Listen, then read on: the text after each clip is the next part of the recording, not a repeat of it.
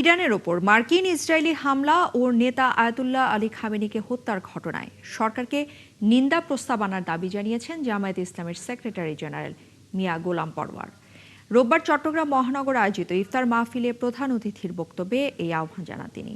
গোলাম পরওয়ার বলেন, ইরানের উপর মার্কিন ইসরায়েলি হামলায় মুসলিম উম্মার হৃদয়ে রক্তক্ষরণ হচ্ছে। সরকারের পক্ষ থেকে এর উপর নিন্দা প্রস্তাব আনা উচিত। তিনি আরও জানিয়েছেন, বিভিন্ন স্থানে জামায়াতে ইসলামীর নেতাকর্মীদের উপর সরকারি দলের হামলা অব্যাহত আছে। এসব হামলা থামাতে সরকারের প্রতি আহ্বানও জানিয়েছেন তিনি।